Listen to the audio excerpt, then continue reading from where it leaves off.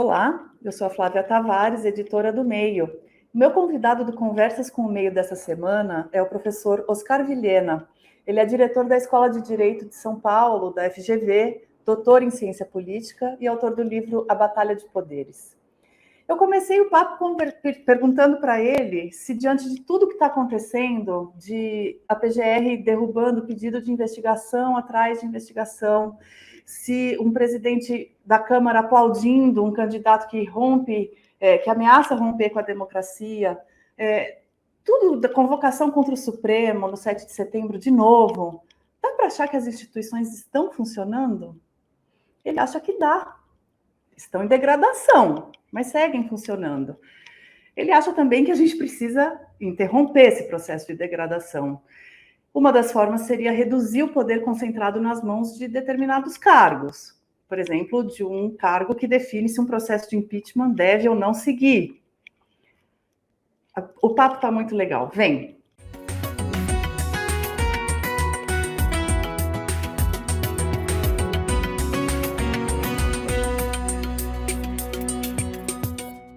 Olá, professor Oscar Vilhena, muito obrigada por aceitar o nosso convite, participar aqui com a gente do Conversas com o Meio. Como vai?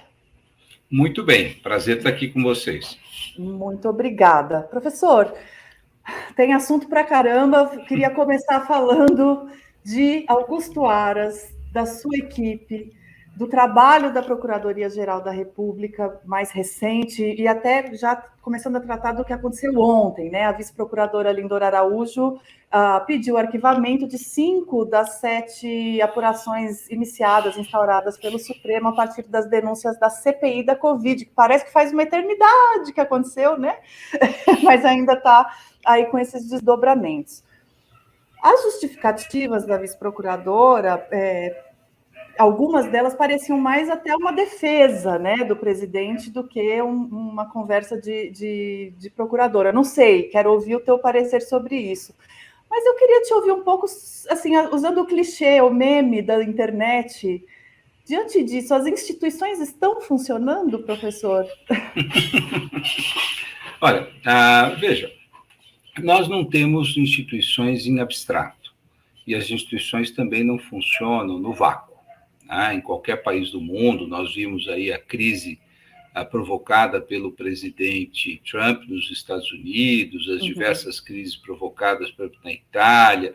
Então, é importante nós entendermos que as instituições são uma parte da equação da vida política nacional, mas as instituições são todas habitadas. Elas são habitadas por pessoas que são eleitas, piores, melhores, algumas com enorme lealdade ao sistema constitucional, outras absolutamente desleais e que traem, vamos dizer, as instituições.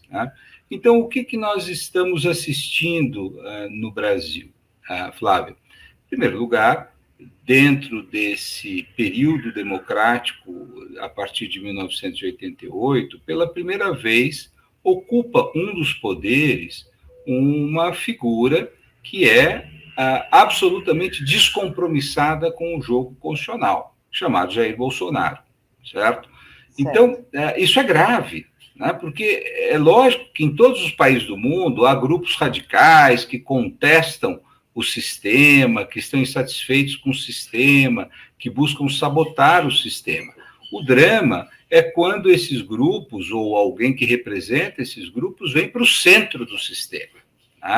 E é isso que ocorreu na Turquia, é isso que ocorreu na Hungria, é isso que ocorreu na Polônia, isso que ocorreu nos Estados Unidos, isso que ocorreu na Venezuela, né?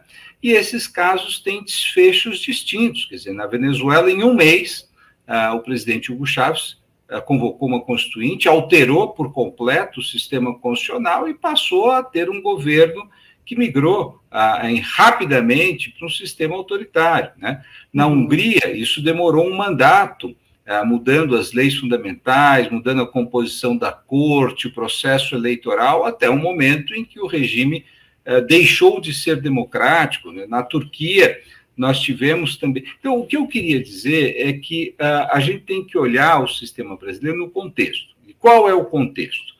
Nós saímos de uma grave crise econômica, política, institucional, que começou em 2013 e levou até o impeachment da presidente Dilma, a prisão do ex-presidente Lula, a ascensão de Michel Temer, né? Uma reconfiguração do modo como o jogo opera, ou seja, o Centrão passou a ocupar um papel central na determinação da agenda legislativa, e o presidente passou a andar a reboque desse Centrão. E a eleição do Bolsonaro, ela se dá nesse contexto, é isso que eu chamo que não é uma abstração.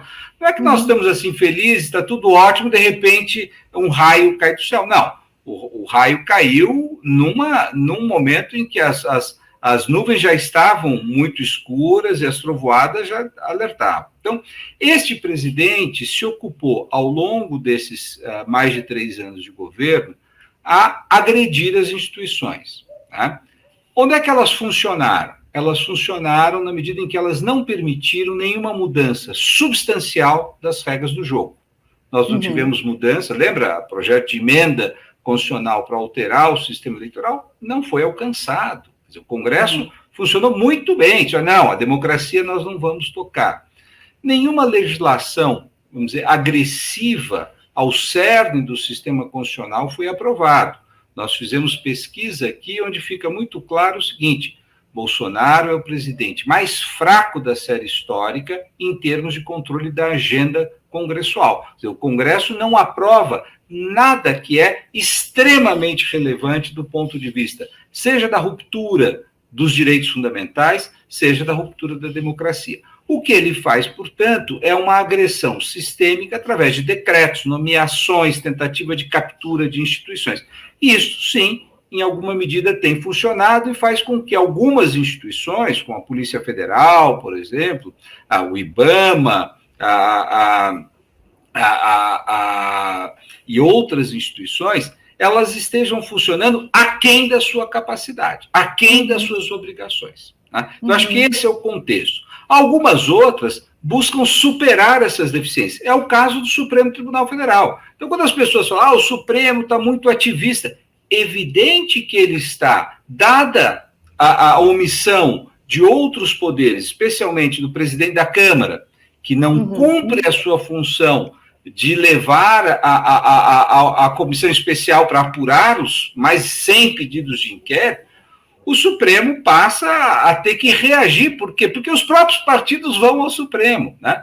E o que acontece também no âmbito da Procuradoria da República. Quer dizer, na medida em que aquele que tem por função preservar a democracia, né, e processar o presidente deixa de fazê-lo, você vai vendo o Supremo buscando suprir isso, especialmente através dos inquéritos, da fake news, dos atos antidemocráticos. Eu acho que é isso. Então você pergunta, elas estão funcionando? Eu falo, não estão funcionando dentro de um padrão de normalidade.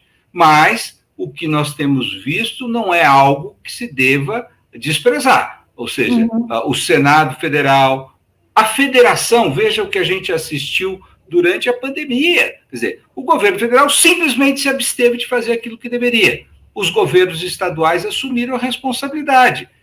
O presidente foi reclamar ao Supremo. O Supremo, não, pode fazer. E aí nós fomos vacinados. Então é isso que eu diria. Nós estamos vivendo uma turbulência fortíssima, é o maior teste de resiliência das nossas instituições desde 1988.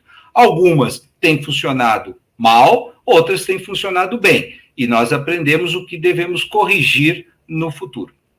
Perfeito, professor. Eu acho que você desenhou, vou chamá-lo de você, desculpe. Por favor. Você desenhou um cenário bastante abrangente de 2013 para cá e apontando vários atores aí, várias instituições e seus habitantes, para usar o teu termo.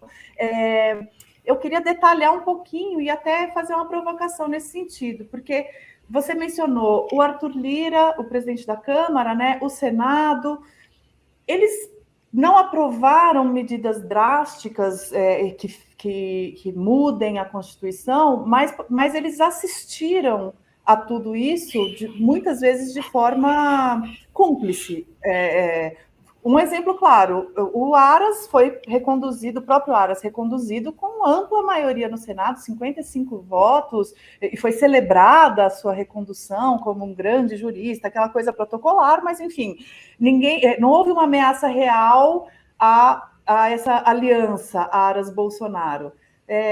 Esse final de semana, no lançamento da campanha à reeleição do Bolsonaro, o Lira estava lá na primeira fila, aplaudindo e etc. E ele, por exemplo, não se manifestou sobre as ameaças de ruptura nas eleições, né? Então, em que medida... E eles são figuras políticas, evidentemente. Então, em que medida essas figuras vão fazendo esse jogo duplo e contribuindo para essa corrosão?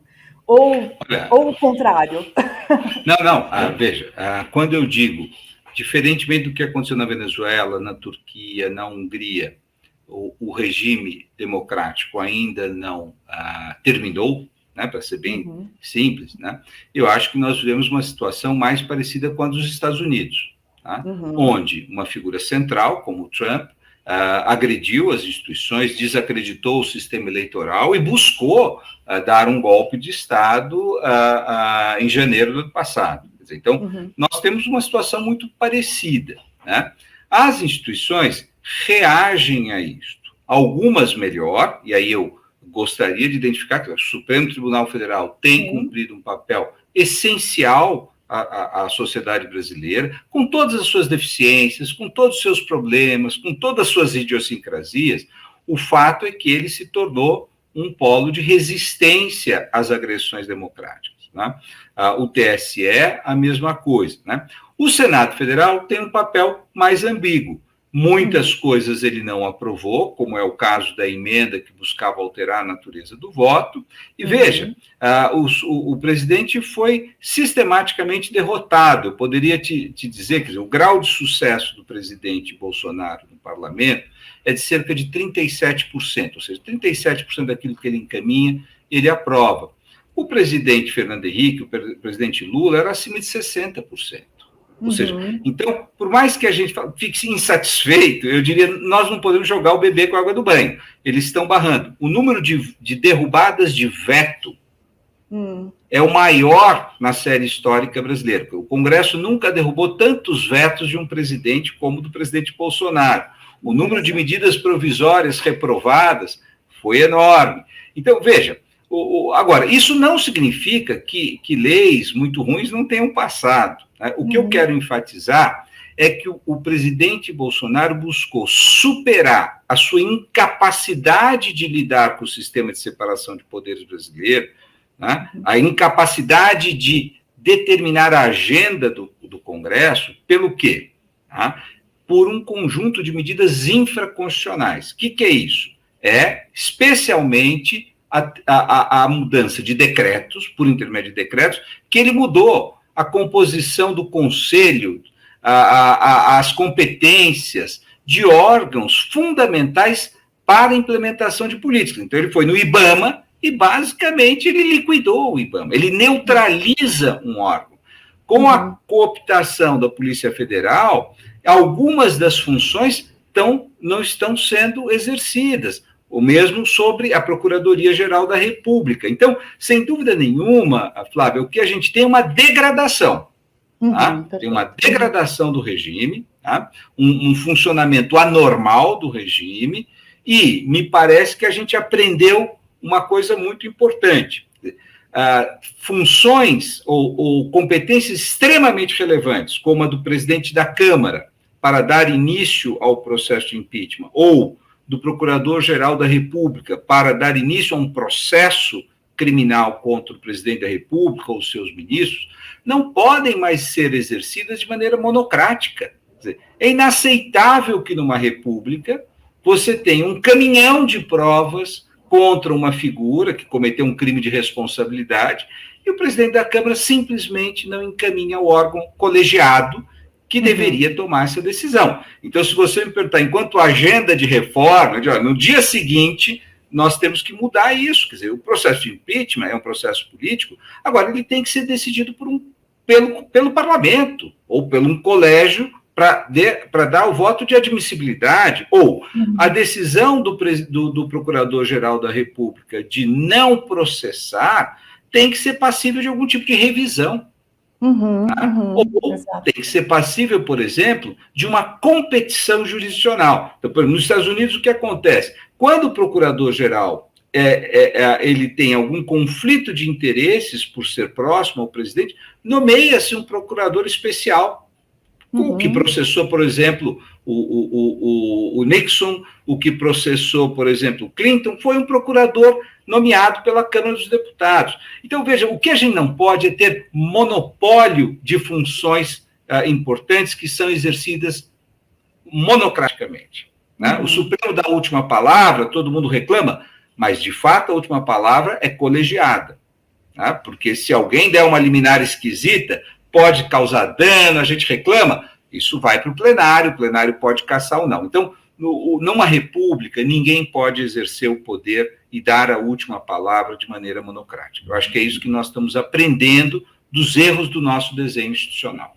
Perfeito, professor. E aí, entrando no Supremo, então, que eu acho que é, enfim, um protagonista essencial nisso tudo, a gente teve, no ano passado, um 7 de setembro completamente confrontacional da parte do presidente, né? Então, ele, enfim, fez discursos super agressivos contra os ministros do Supremo. Houve aquela crise que até o ex-presidente Temer interveio, enfim, parecia que era o auge de uma coisa muito absurda. E ainda assim, estamos aqui diante de uma nova convocação para um 7 de setembro que pode ainda ter uma escalada ainda mais perigosa. Como que a gente chegou até aqui neste um ano, na tua avaliação? O que poderia ter sido feito, talvez, de alguma medida prática, para além, por exemplo, dessa de deixar correr um pedido de impeachment? A gente tinha algum outro recurso que a gente poderia ter usado? Flávio, eu acho que você tem toda a razão. Né? Quer dizer, nós estamos assistindo quase que a um replay daquilo que vimos no 7 de setembro passado, porque não fomos capazes de pôr limites ao presidente, né? Muito contundentes. De um lado, esses limites são de natureza institucional, tá? E nós já discutimos, ou seja, instituições falharam, não foi o Supremo, mas outras instituições falharam, a Câmara falhou e certamente a Procuradoria da República. Tá? Agora, também a sociedade brasileira, e não é simples, vamos dizer, ter uma reação num momento de muita tensão política, onde ir para a rua pode ser um dilema, porque isso pode provocar maior violência. Então, não é uma situação onde nós, em 2013, por exemplo, fomos à rua democraticamente, ou nós, eu digo coletivo, estou dizendo eu especificamente, Brasil. O Brasil, vai lá, protesta de um lado, protesta do outro, faz... não, porque você contava que havia um regime democrático estabelecido e que o respeito à manifestação seria total. Veja, hoje não, quer dizer, você pode tomar, eu lembro quando o ministro Guedes disse, caso os brasileiros ajam como chilenos agiram, nós não podemos medir as consequências disso. Ou seja, fez uma ameaça, e o filho do presidente imediatamente disse, olha, um novo AI-5, etc., quando estavam os movimentos de rua no Chile. Então, é um governo que ameaça claramente a ruptura institucional caso a sociedade se manifeste. Né? O que me parece, Flávia, de importante é como setores da sociedade se comportam. Então, vamos lá. Quem que pode dar um desfecho negativo a essa instigação sistemática feita pelo presidente? De um lado são os militares, né? E esse é o grande medo da sociedade brasileira, porque, afinal, infelizmente, nós temos um histórico desde 1889, onde os militares sistematicamente intervêm no processo político. Na própria criação da República, depois no período Vargas, na derrubada do Vargas, na crise depois da morte do Vargas, 61, depois 64, sempre eles... Então, há esse problema, nós temos um passado. Tá? E os militares têm tido uma postura ambígua. Eu queria dizer que, do ponto de vista prático, nesses 30 anos, nunca tomaram uma decisão de interferência, exceto no julgamento do presidente Lula, quando o general Vilas Boas, então comandante do Exército, ameaçou o Supremo. Sim, nós lembramos dessa crise.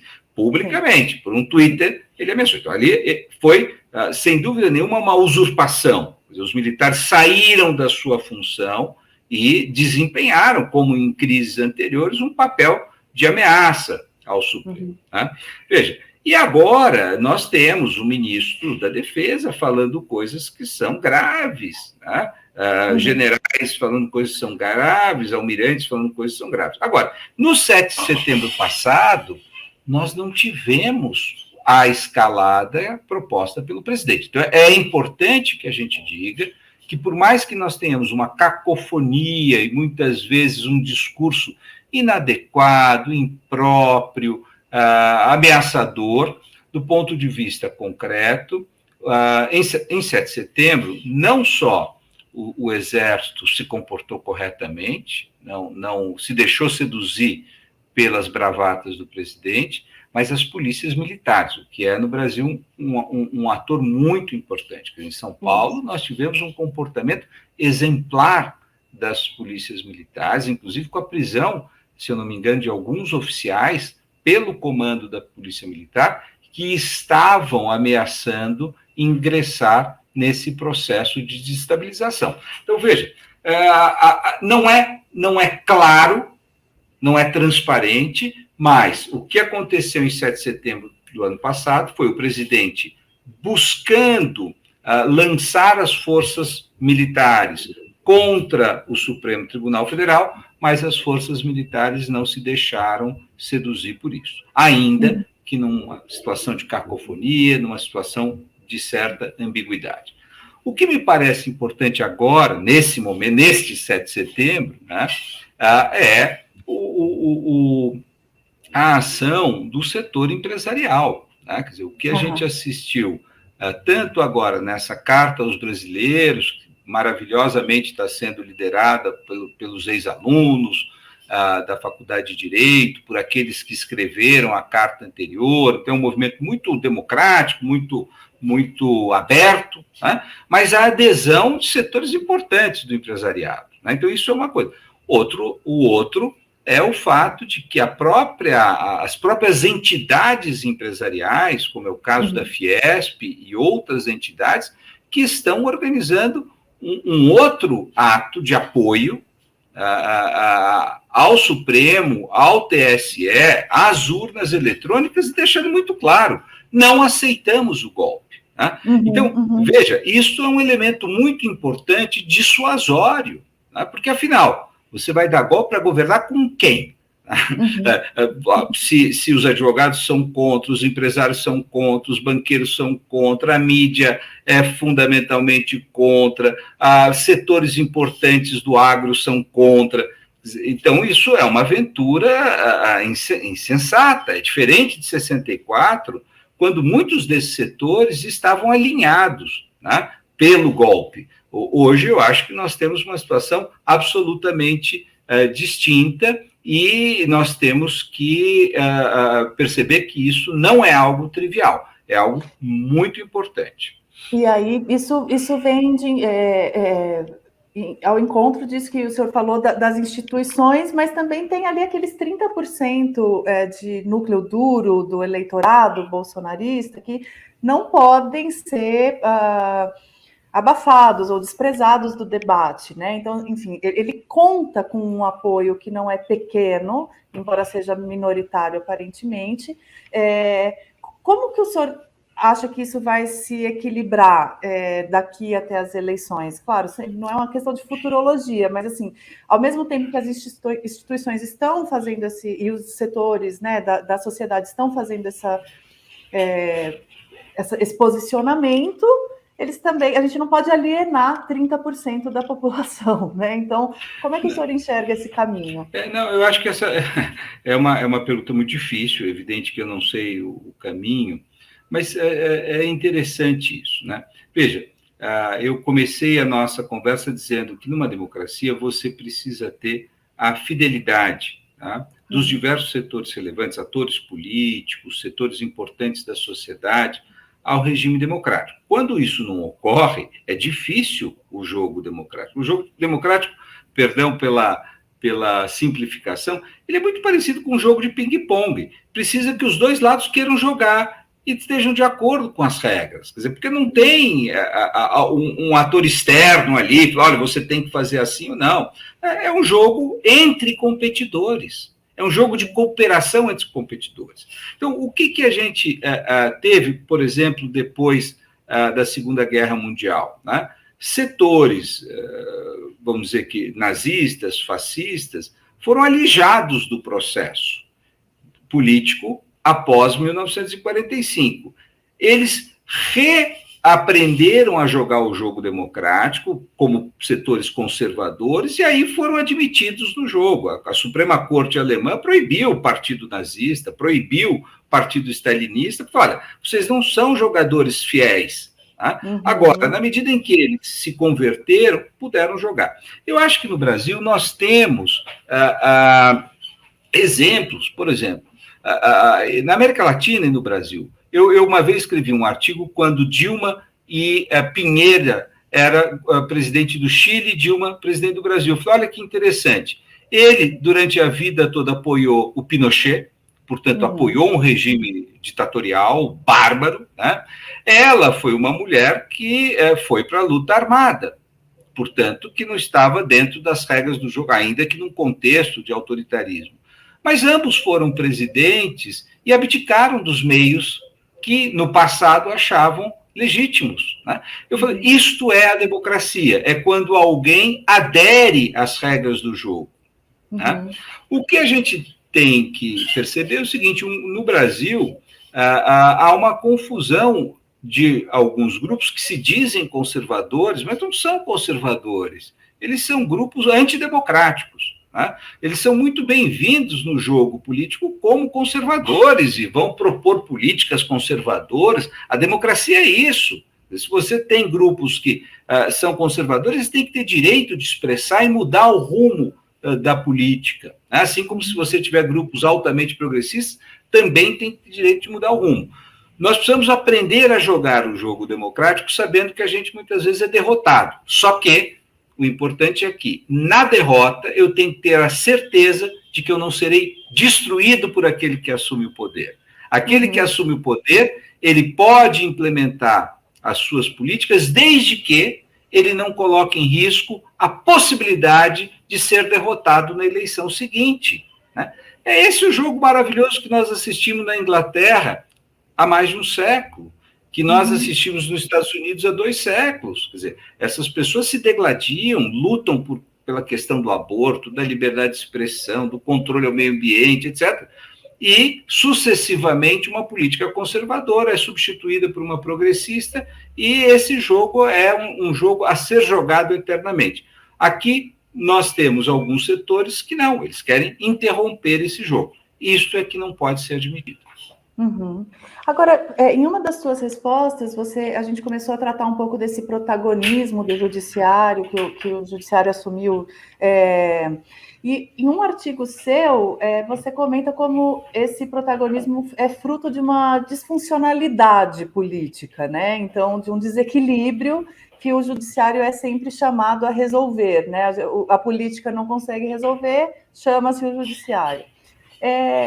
Também, uma pergunta que eu imagino que também não tem a resposta fácil, mas conta um pouquinho como é que funciona essa disfuncionalidade na sua visão e se há algum caminho de reversão disso, ou se estamos condenados. Não acho que a gente esteja condenado, espero que a gente não estejamos condenados, mas veja, a política é uma forma de coordenação, né, como a gente vinha falando antes, de conflitos. Eu tenho grupos que pensam coisas absolutamente distintas, né? E eles solucionam esses conflitos por intermédio de canais institucionais. Tá? Então, você vai ter o parlamento, você vai ter uma composição do parlamento e vai discutir. Vamos fazer um novo Código Florestal ou não? Vamos fazer uma nova lei sobre armamentos ou não? Vamos mudar o sistema tributário ou não?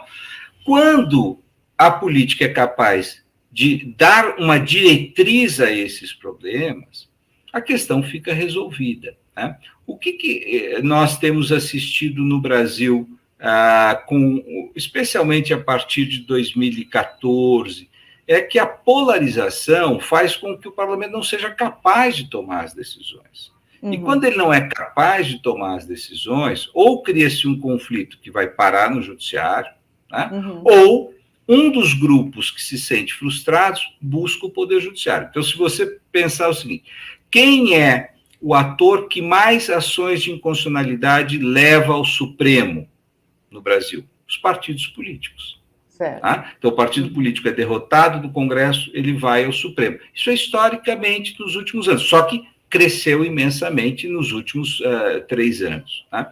Então, isso é um sentido de que a política entrou em decomposição, de que a política não está dando conta da sua função fundamental. Ela está permitindo que setores mais confrontacionais, não políticos, eu chamo de pré-políticos, né? Se eu sou um religioso, eu tenho verdades. Essas verdades têm que se impor. Se eu não conseguir impor as minhas verdades, o herege estará triunfando. Político não é assim. Político é cínico. Não, como é que eu vou conversar com aquele que eu discordo? O que eu vou negociar com aquele que eu discordo? Onde é que eu posso ceder? As pessoas hostilizam a política, mas sem a política não há civilidade. A política é uma condição, tá, para que pessoas que discordam consigam viver em paz, porque há um setor da sociedade que faz as negociações. Quando esses setores não dão conta da solução desses problemas, o que acontece quando ainda há um certo padrão de Estado de Direito? Recorre-se à justiça. Vou dar um exemplo que me parece o mais cabal. Nós temos o Covid, o governo tem uma série de responsabilidades constitucionais de atender o direito à saúde, ele se nega a fazer, despreza aquilo, não toma as políticas. Aí, outros governos, que são os governos municipais, estaduais, falam, eu não vou deixar a população à mercê da Covid, eu vou restringir o comércio. Bom, aí começa a briga. Não pode restringir o comércio, é uma violência contra a liberdade dos comerciários, não posso determinar que ponham máscara, eu tenho a liberdade de me expressar da forma... Bom, quando o Congresso não é capaz de resolver esse problema e o presidente da República não é capaz de coordenar uma política de saúde, onde é que isso foi parar? No Supremo. Tá? Veja, o Supremo não é o órgão que deve fazer isto. Mas se ele não for omisso também, ele fala, bom, então vamos lá, o que a Constituição diz? Governadores podem tomar medidas na área de saúde, ainda que subsidiariamente.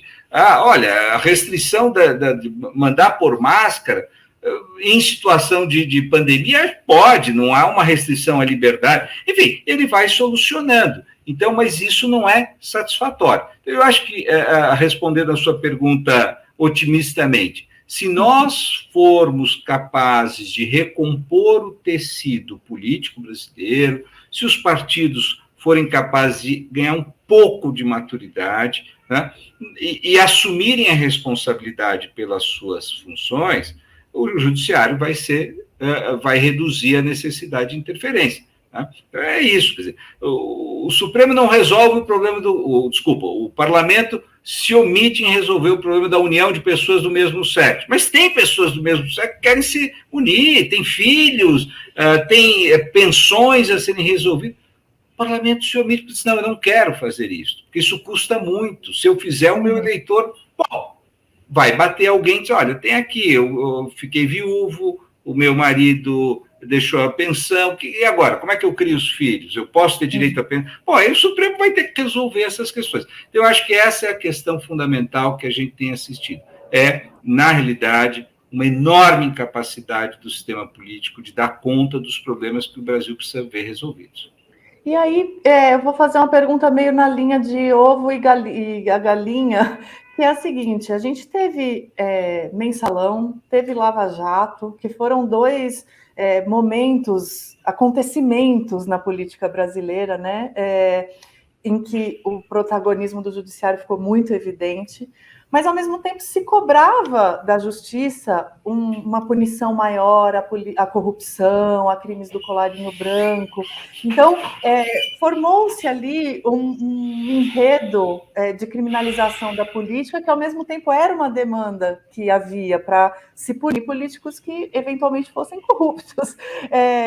O senhor enxerga nesses dois momentos a origem disso ou não? Ou aquilo foi só um episódio, um sintoma disso que você está descrevendo? Olha, nós tivemos um precedente que foi o impeachment do presidente Collor. Né? Quer dizer, o presidente Collor sofreu um impeachment em face de atos de corrupção. Né? E imaginávamos que isso seria curativo para a sociedade brasileira. E não foi. Os governos continuaram agindo de maneira muito imprudente no que diz respeito à corrupção. Vamos lá, onde é que eu acho que está a origem desse problema, se é isso que você está me perguntando no ovo e a galinha, né? É na conjugação de um sistema presidencial com um sistema multipartidário, né? Que no Brasil tem uma característica, né, que é o voto proporcional. Então, o voto proporcional, ele tem uma tendência, quando os distritos são muito grandes, tá? Então, São Paulo, 70 deputados, é que haja muitos partidos. Tá? E o número de partidos foi crescendo ao longo desses 30 anos. O presidente Fernando Henrique tinha aprovado uma mudança, criando uma cláusula de barreira, e o Supremo derrubou essa cláusula de barreira. Foi, eu sempre digo, a pior decisão do Supremo ao longo de 30 anos foi ter derrubado a cláusula de barreira aprovada do governo Fernando Henrique. Mais do que isso, ele criou um incentivo, porque ele proibiu a mudança de partido das pessoas, achando que era uma coisa boa. Tá? Mas o fato é, eu não posso mudar de partido, o que eu faço? Eu crio um novo partido. Tá? Então, o que a gente vai ter a partir de 2005? Um crescimento muito grande do número de partidos. Tá? Hoje, o presidente Bolsonaro, quer dizer, não tem nenhum partido que tem mais de 12% do parlamento. Então, ele tem que... o custo das campanhas é altíssimo e até a mudança aí ocorrida com o financiamento público, o que acontecia? Eles iam atrás dos empresários para financiar suas campanhas e o presidente, depois, para formar a coalizão, os partidos exigiam do presidente que desse partes do Estado ou mensalão, ou petrolão. Então, o que me parece é que há um desenho que incentiva a corrupção partidária, né? Que era tomada, e a Dilma caiu em função disso, né? E que, sabiamente, no governo Temer, né, sabiamente no sentido maquiavélico do termo, o que ocorreu? Né? Você, em primeiro lugar, criou o financiamento público, foi o próprio Supremo que fez, mas, em segundo, você começou a dar ao próprio parlamento a possibilidade de se apropriar do orçamento público, as emendas secretas, né? Esse orçamento secreto é essa forma, você não tem mensalão porque você tem orçamento secreto.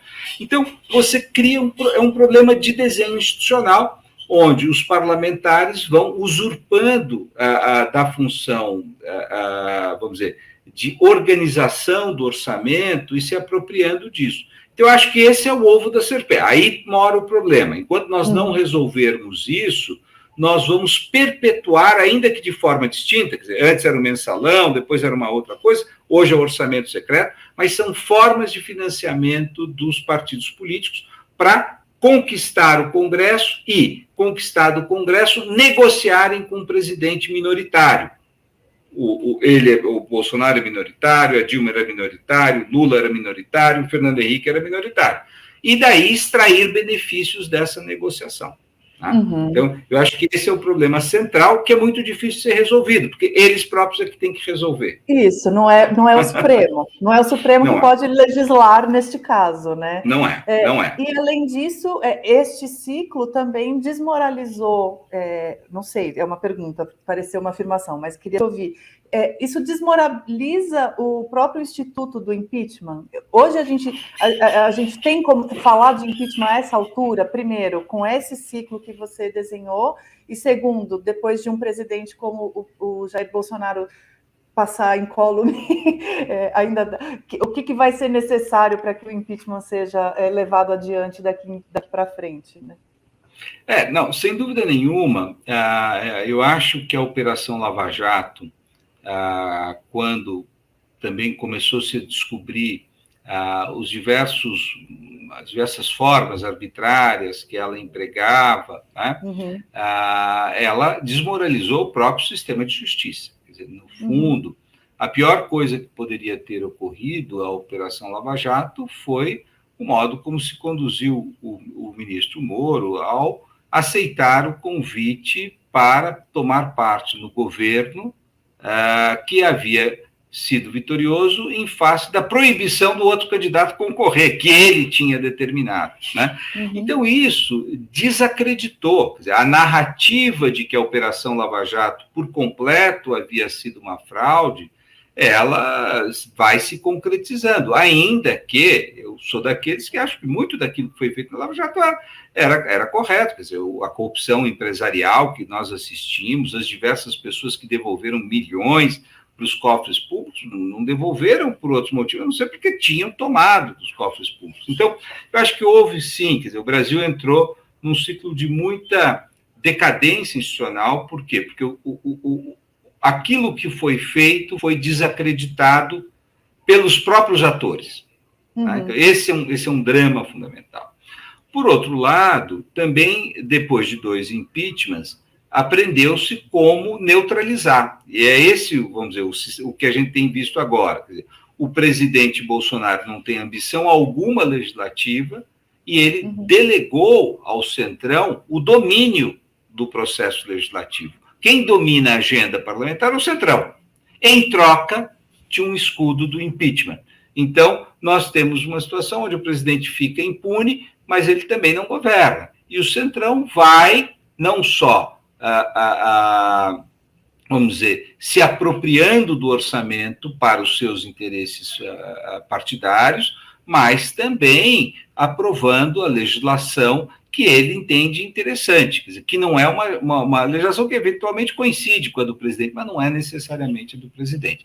Então, acho que sim, você tem toda a razão de que os mecanismos de controle, eles hoje se veem muito desacreditados em face dessas circunstâncias. Bom, para encerrar, eu vou fazer uma última pergunta, retomando o teu primeiro raciocínio lá das instituições feitas de pessoas, né? Houve essa degradação que a gente desenhou aqui, que o senhor desenhou tão bem ao longo da entrevista, considerando-se que o presidente Jair Bolsonaro não se reeleja, o próximo presidente tem um desafio muito grande para além do econômico, que é o de restabelecer a confiança nas próprias instituições, né? Qual que é o caminho de fazer isso? A partir de nomeações de pessoas com notório saber? É a partir de fortalecer? Como é que se fortalece uma instituição depois de tanta degradação? Você só está fazendo pergunta difícil, né? Então, veja... Porque o senhor é capaz de responder, senão não faria. Não, de forma alguma.